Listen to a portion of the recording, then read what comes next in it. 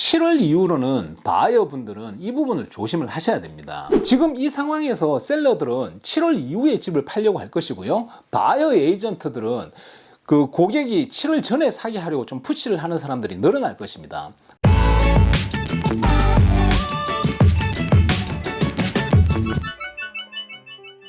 안녕하세요, 제이정입니다. 부동산 커미션 제도가 7월 1일부터 바뀝니다. 이것 때문에 설왕설래가 많습니다. 근데 만나는 사람마다 이걸 제대로 알고 있는 사람이 없는 것 같습니다. 그래서 이걸 좀 설명을 드리려고 합니다.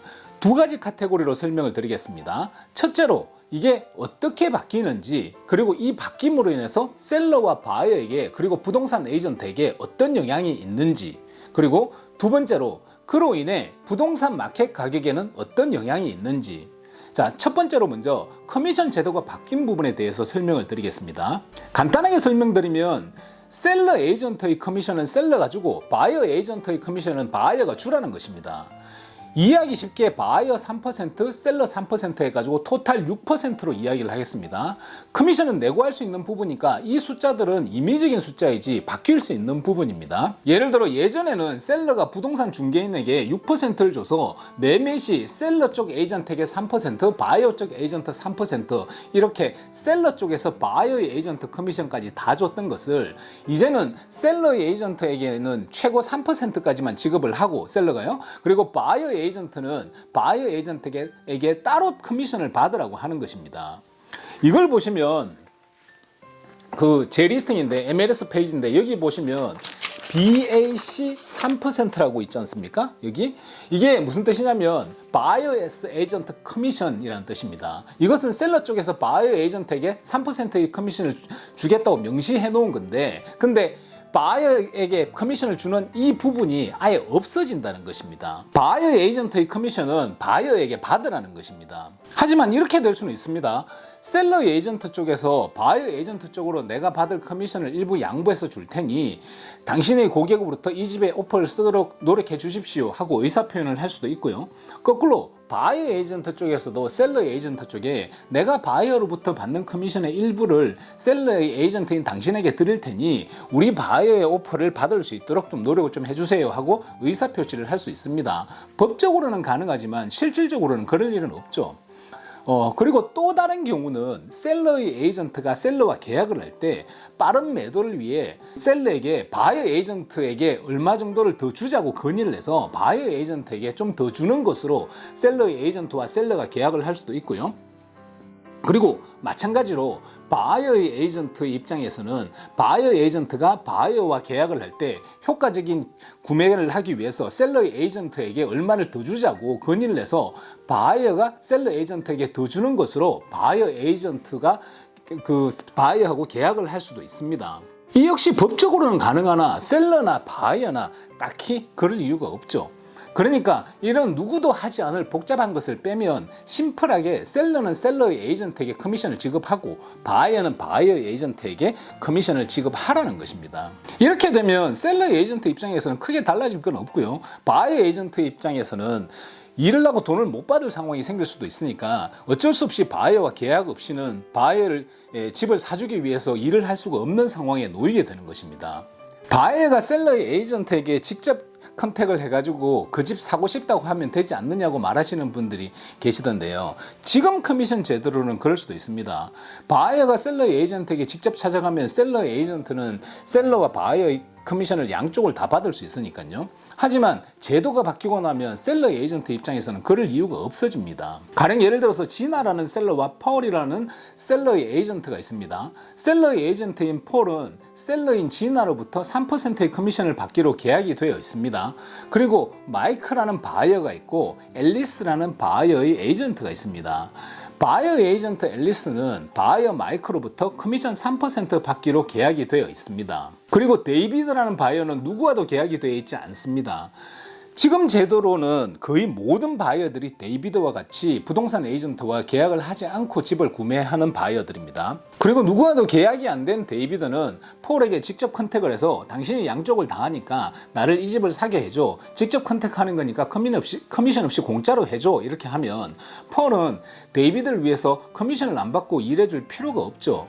폴 입장에서는 아직 안 바뀐 지금의 제도로서는 양쪽 커미션을 받을 수 있으니까 데이비드가 이 집을 살 수 있게 노력을 했을 수도 있지만, 바뀐 제도에서는 폴 입장에서는 데이비드에게 집을 사주려면 셀러 쪽 한쪽 돈만 받고 양쪽 일을 해야 되는 상황이 되는 것입니다. 폴 입장에서는 그러느니 앨리스의 고객인 마이크에게 집을 파는 게 훨씬 더 낫겠죠. 폴 입장에서는 셀러 한쪽 일만 하면 되니까요. 바이어 쪽 일은 바이어 에이전트인 앨리스가 일을 알아서 해줄 것이고, 앨리스는 마이크에게 돈을 받을 테니까요. 결과적으로 마이크가 이 집을 사려면 폴을 바이어 에이전트로 해가지고 바이어로서 계약을 하든지, 그게 아니면 다른 어떤 에이전트와 계약을 하고 이 집에 오퍼를 쓸 수 있는 것입니다. 새로 바뀌는 제도에서는 데이비드가 이 집을 사려면 어느 쪽이든 본인의 일을 담당해줄 에이전트와 정식 계약을 해야 이 집에 오퍼를 쓸 수가 있는 것입니다. 그래서 새로 도입되는 시스템 안에서는 모든 바이어는 어떤 상황에서든 에이전트와 계약을 해야지 집을 구매할 수 있는 상황이 되는 것입니다. 부동산 트랜잭션에 필수 서류가 하나가 더 추가가 되는 것입니다. 그리고 이제 모든 바이어 에이전트 입장에서는 예전과 달리 계약 없이는 직구매를 도와주는 시도를 할 수가 없게 되는 것입니다. 만약에 앨리스가 마이크와 계약 없이 일을 진행하면 일하고 돈을 못 받을 수 있는 상황이 생길 수 있으니까요. 일반적으로 이 계약 서류를 통상 우리는 익스클루시브 바이어 에이전트라고 부르는데요. 캘리포니아 보드에서 제공하는 포멀한 서류의 정식 명칭은 Buyer Representation and Broker Compensation Agreement라고 하는데요. 너무 기니까 그냥 Exclusive Buyer 에이전트라고 하겠습니다.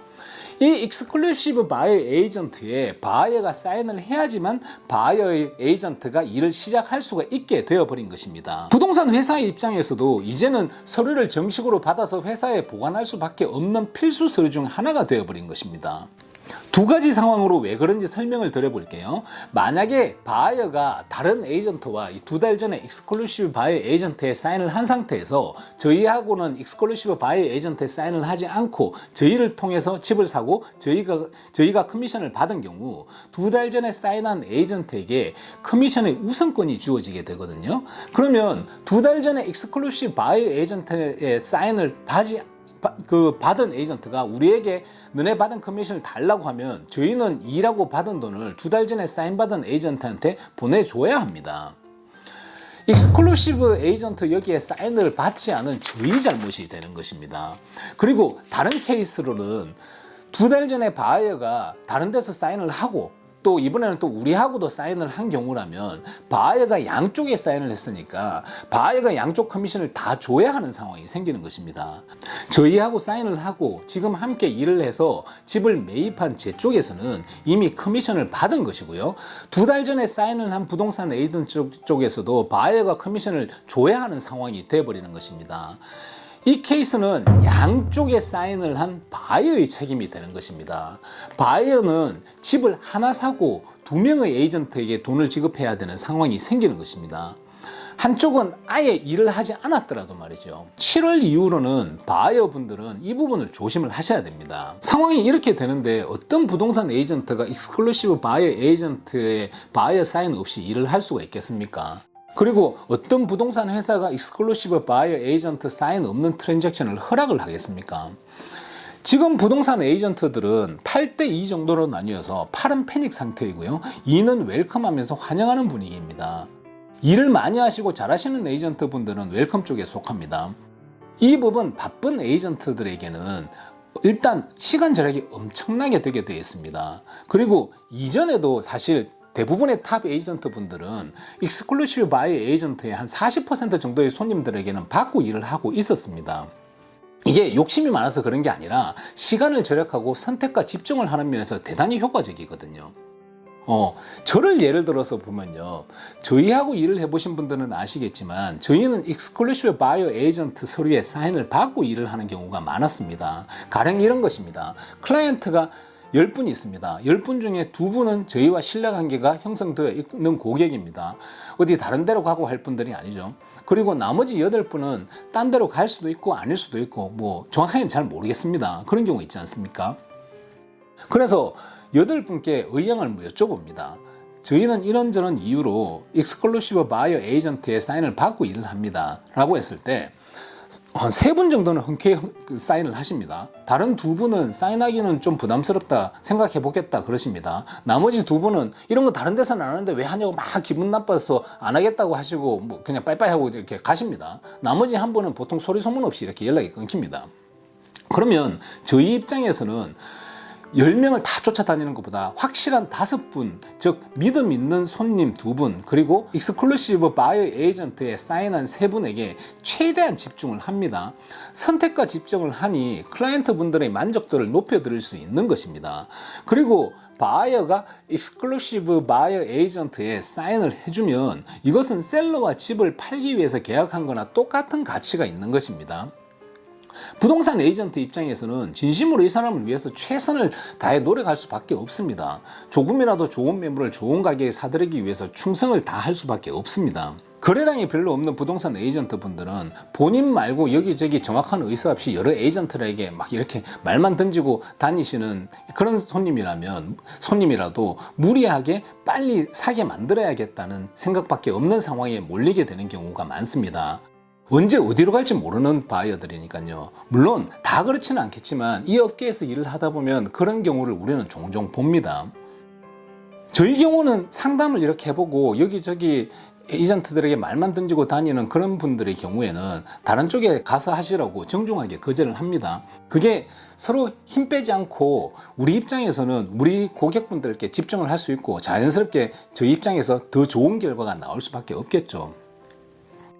근데 사실 현실적으로 저희같이 하는 것은 고객층이 어느 정도 확보되어 있어야지 가능하긴 합니다. 여하튼 바이어와 에이전트가 계약으로 연결된 경우는 일단 무리하게 밀어붙일 이유가 없죠. 그러다 보니 어떻게든 잘해주려고 노력을 할 수밖에 없는 상황에 놓이게 됩니다. 지금은 이게 아직까지 활성화 안 되어서 잘 모르시겠지만 바이어 에이전트가 익스클루시브 바이어 에이전트의 사인을 받고 일을 하면 바이어 에이전트의 마음가짐이 적극적으로 바이어를 위해서 바뀔 수밖에 없습니다. 왜 그러냐면요, 이제 계약된 시간 동안은 이 바이어들은 남의 손님이 될 확률이 0%거든요. 다라고는 할 수 없지만 전체적으로 바이어 입장에서는 더 좋아질 것입니다.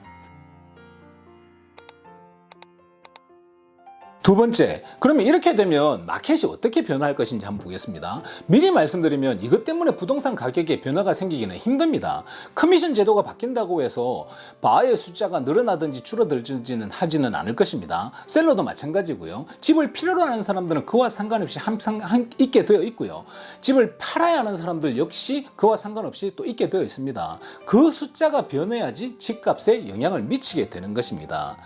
짧은 시간에 봤을 때는 그런 상황은 생길 수가 있습니다.